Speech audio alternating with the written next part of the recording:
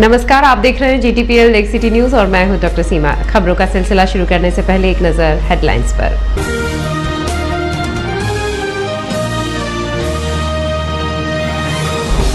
Gulabbagh toy train का संचालन हो रहा बिना अनुमति के, नगर निगम ने लगाई थी रोक। नगर निगम ने किए स्थानीय कलाकारों के ऑडिशन, दीपावली दशहरा मेले में देंगे प्रस्तुति। और सर्दी का असर बढ़ने के साथ ही तिब्बती बाजार होने लगे तैयार।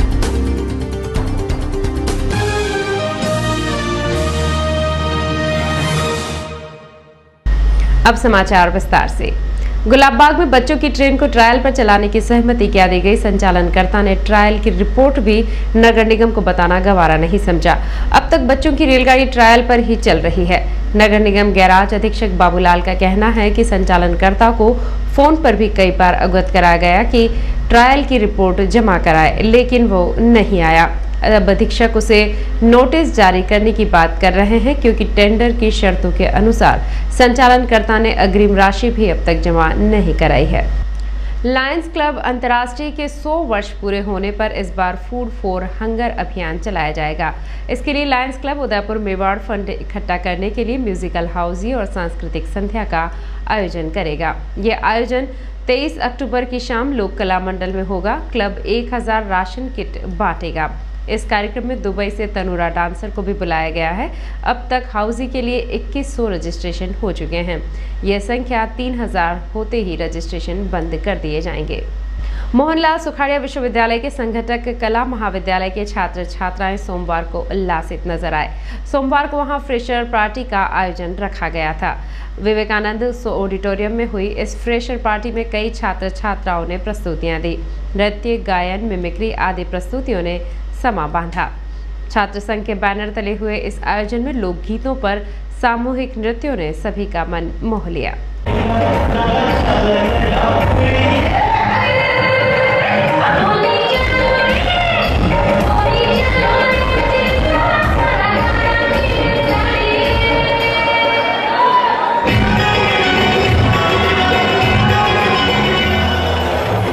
मध्यस्थता से विवाद सुलझाने को बढ़ावा देने के लिए विधिक सेवा की ओर से 1.5 दिन की सेमिनार का आयोजन किया गया। संभाग स्तरीय इस सेमिनार में मध्यस्थता करने वालों की भूमिका बताई गई। साथ ही पक्षकार वकीलों की भी भूमिका पर चर्चा हुई। न्यायिक मामलों के बढ़ते दबाव में मध्यस्थता के जरिए प्रकरणों को सुलझाने पर जोर दिया जा रहा है। अधिकारियों का कहना था कि इससे न्याय तो जल्द मिलेगा ही, जेब पर बोझ भी कम होगा। MCPC दिल्ली व रालसा द्वारा आयोजित किए गए इस एक डेढ़ दिवसीय प्रोग्राम में जो सिविल प्रक्रिया संहिता की धारा 89 के इम्प्लीमेंटेशन के संबंध में आयोजन किया गया है। ये जो नए संशोधन है ये बहुत ही महत्वपूर्ण है। इसमें विशेष तौर पर मीडिएशन की भूमिका को बताया गया है, जिससे न्यायालय में जो लंबित विभिन्न प्रकार के मुकदमे हैं उनको त्वरित गति से निस्तारण किया जाएगा। इसी क्रम में हमारी जो मीडिएशन प्रोग्राम में 1.5 दिवसीय जो ACM प्रोग्राम है, पहले चित्तौड़ किया गया था, अब उदयपुर किया गया है और आगे विभिन्न स्थानों पर, संभागीय स्थानों पर, जिला मुख्यालयों पर किया जाएगा।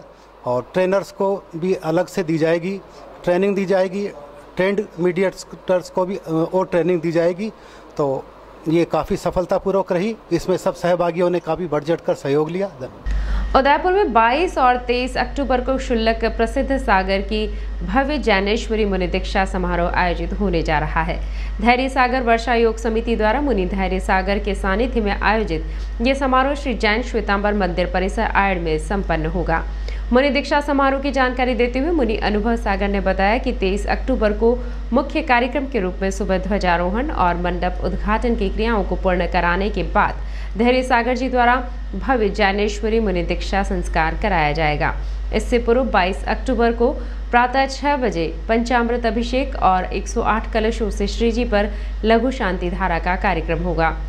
कार्यक्रमों के तहत 19, 20 और 21 अक्टूबर को जैन श्वेतांबर मंदिर परिसर आयड़ से पहाड़ा तक भव्य जुलूस निकाला जाएगा। समारोह में दिगंबर और श्वेतांबर संप्रदाय के प्रमुख संत भी उपस्थित रहेंगे।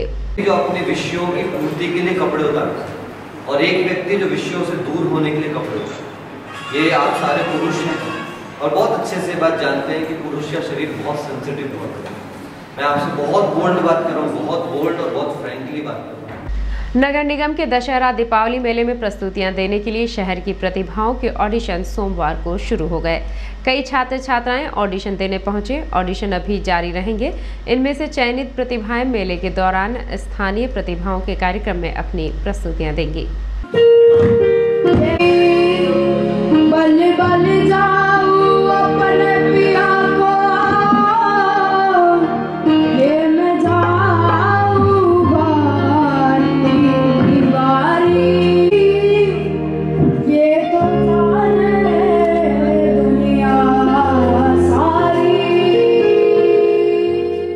कहीं मत जाएगा बुलेटिन में अभी वक्त एक ब्रेक का। ब्रेक के बाद फिर हाजिर होते हैं।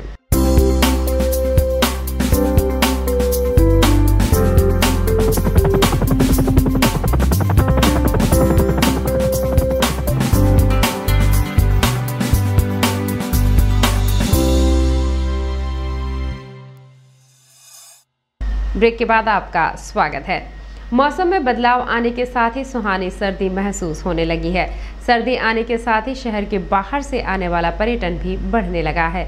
समोर बाग में लगने वाला तिब्बती बाजार तैयार होने लगा है और इस बार दीपावली से पहले ही सर्दी की दस्तक ने घरों की सफाई के साथ ही महिलाओं ने उन्हीं परिधानों को भी संभाल लिया है। बच्चों के लिए नहाने का पानी गर्म किया जाने लगा है। अब बच्चों को दीपावली की छुट्टियों का इंतजार है। इस बार लग रहा है कि सर्द मौसम के कारण दीपावली पर शहरवासी सूट में ज्यादा नजर आने वाले हैं।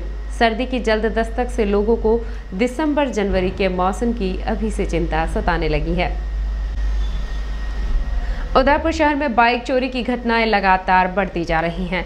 कई बार सीसीटीवी कैमरे में चोरों की तस्वीरें कैद हो जाने के बाद भी पुलिस इन बाइक चोरों तक नहीं पहुंच पा रही है। रविवार अल सुबह भी एक निजी अस्पताल के बाहर खड़ी बाइक को चोर डुप्लीकेट चाबी की मदद से चोरी कर फरार होने में सफल रहे। बाइक चोरी की ये पूरा घटनाक्रम अस्पताल के बाहर लगे सीसीटीवी कैमरों में कैद हो गया। घटना हाथीपुल थाना क्षेत्र के अमर आशीष हॉस्पिटल के बाहर की रविवार सुबह करीब 5:45 बजे की है। सीसीटीवी कैमरे में कैद हुई तस्वीरों से साफ देखा जा सकता है कि एक युवक पहले अस्पताल के बाहर आता है और फिर पहले वहां के सुनसान माहौल को अच्छे से देख समझ अपनी जेब में पड़ी डुप्लीकेट चाबी से वहां एक बाइक को लेकर फरार हो गया। पूरे घटनाक्रम को करीब 1 मिनट 20 सेकंड में अंजाम दिया गया, जिससे इस युवक की बाइक चोरी में शातिरता का अंदाजा लगाया जा सकता है। हाथीपोल थाना पुलिस भी इस सीसीटीवी की मदद से इस बाइक चोर की तलाश में जुट गई है। शरद पूर्णिमा पर 2 दिन तक विविध आयोजन हुए। रविवार को कई मंदिरों में शरद पूर्णिमा मनाई गई। रविवार रात घंटाघर स्थित अन्नपूर्णा माताजी के मंदिर में भजन कार्यक्रम हुआ। बड़ी संख्या में श्रद्धालुओं ने देर तक भजनों का आनंद लिया। इस मौके पर माताजी की प्रतिमा को विशेष श्रृंगार धराया गया। माताजी के दर्शन के लिए लंबी कतार रही। भजनों के दौरान महिलाएं भाव विभोर होकर नाची। अन्य मंदिरों और संस्थाओं की ओर से भी शरद पूर्णिमा के आयोजन हुए। शहर का जाना माना स्कूल राजस्थान महिला विद्यालय इस बार अपने स्थापना का 100वां वर्ष मना रहा है। इसके तहत संस्था की ओर से विभिन्न आयोजनों की श्रृंखला चल रही है। रविवार को वहां मेले का आयोजन हुआ। इसके बाद विद्यालय शीघ्र ही एक बड़ा सांस्कृतिक आयोजन करेगा, जिसमें शहरवासियों की बड़ी भागीदारी रखी जाएगी। उसी आयोजन में ये भी बताया जाएगा कि राजस्थान महिला विद्यालय में अब तक क्या उपलब्धियां अर्जित की और शहर को क्या योगदान दिया। साथ ही ये भी बताया जाएगा कि विद्यालय की आगे की योजनाएं क्या हैं। राजस्थान महिला विद्यालय अपने स्थापना का 100वां वर्ष मना रहा है। शताब्दी वर्ष चल रहा है। वर्ष 2015 अक्टूबर से हमने विभिन्न कार्यक्रम करने शुरू किए थे, जिसके तहत आज हम लोग बच्चों के लिए और महिलाओं के लिए विशेष करके इस मेले का आयोजन किया है। शताब्दी वर्ष समापन की ओर बढ़ रहा है। इसके पश्चात हम लोग एक बड़ा कार्यक्रम करेंगे, सांस्कृतिक कार्यक्रम, जिसमें जो महिला शिक्षा के लिए आज दिन तक राजस्थान महिला विद्यालय ने किया है और राजस्थान महिला विद्यालय आगे क्या करने जा रहा है, उसकी एक प्रतिकृति प्रस्तुत करने की कोशिश करेंगे। इस मेले में टोटल 41 स्टॉल लगी हैं और ये जो मेले का स्वागत किया था हमारे शहर के महापौर चंद्र सिंह जी कोठारी साहब ने किया है और उनके साथ में मुख्य अतिथि महोदय द्विवेदी साहब भी थे। और उन्होंने सब पूरा वितरण किया और पूरी स्टॉल, सारे खाने पीने की स्टॉल्स हैं, खेलने की स्टॉल्स हैं और काफ़ी सारे मनोरंजक कार्यक्रम बच्चों के लिए हैं। पपेट शो है और बच्चों के लिए बच्चे सभी गर्ल्स सारी इंजॉय कर रही हैं, महिलाएं हैं, पेरेंट्स के साथ सब इनवाइटेड है। मेरा नाम प्रतिमा सामन, मैं विजन एकेडमी में प्रिंसिपल की तौर पे काम कर रही हूँ। विजन एकेडमी आरएमवी की है, एक इंग्लिश मीडियम संस्थान है जिसमें मैं उदयपुर देहात जिला भाजपा की ओर से जिला कार्यकारिणी बैठक का आयोजन किया गया। पटेल सर्कल स्थित बीजेपी कार्यालय पर आयोजित हुई इस बैठक में हाल में उदयपुर में आयोजित हुई प्रदेश कार्य समिति की बैठक में लिए गए प्रस्तावों को अमली जामा पहनाने के लिए चर्चा भी की गई। बैठक में देहात भाजपा के अध्यक्ष गुणवंत सिंह झाला सहित जिला कार्यकारिणी के सभी पदाधिकारी मौजूद रहे। इस बैठक में जनवरी 2017 में आयोजित होने वाले कृषि और फल सब्जी मंडी के चुनाव के मद्देनजर भी महत्वपूर्ण मंथन किया गया। देहात जिला अध्यक्ष गुणवंत सिंह झाला ने स्पष्ट किया कि प्रदेश कार्य समिति की बैठक के नियत समय के दौरान जिला कार्य समिति की बैठक का भी आयोजन किया जाता है। इसी कारण आज इस बैठक का आयोजन किया गया, जिसमें प्रदेश कार्य समिति के लिए गए निर्णयों की क्रियान्विति के लिए चर्चा की गई। इसके साथ ही इस बैठक में फल और कृषि मंडी के चुनाव में बीजेपी की जीत के लिए रणनीति तय की गई। झाला ने बताया कि हाल में हुए भूमि विकास बैंक के चुनावों में बीजेपी ने जीत हासिल की और जनवरी में होने वाले चुनावों में भी बीजेपी को जीत मिले, इसके लिए रचना रची जा रही है।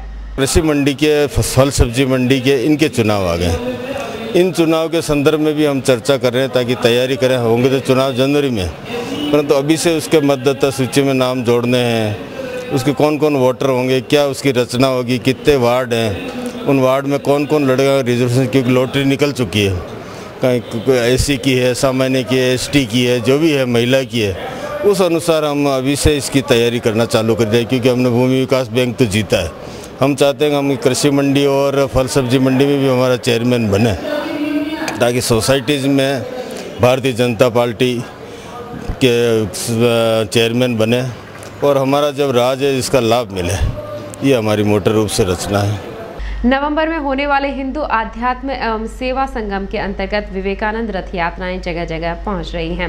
विवेकानंद रथ यात्रा के संयोजक महिपाल सिंह राठौड़ ने बताया कि विवेकानंद रथ के जरिए गांव-गांव, ढाणी-ढाणी हिंदू आध्यात्म सेवा संगम की अलख जगाई जा रही है। ग्रामीण क्षेत्रों से भी बंधुओं को संगम में भागीदारी का न्योता दिया जा रहा है। शहरी क्षेत्र में अखिल भारतीय विद्यार्थी परिषद के कार्यकर्ता रथ के साथ जुटे हुए हैं।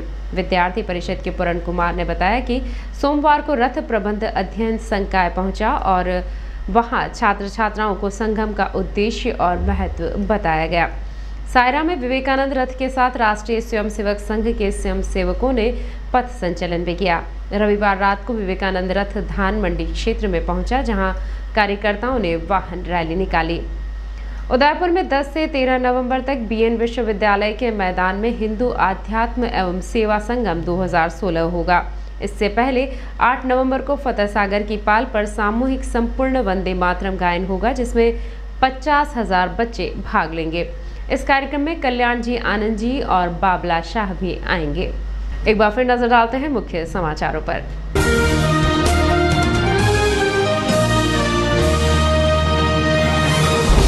गुलाबबाग टॉय ट्रेन का संचालन हो रहा बिना अनुमति के, नगर निगम ने लगाई थी रोक। नगर निगम ने किए स्थानीय कलाकारों के ऑडिशन, दीपावली दशहरा मेले में देंगे प्रस्तुति। और सर्दी का असर बढ़ने के साथ ही तिब्बती बाजार होने लगे तैयार।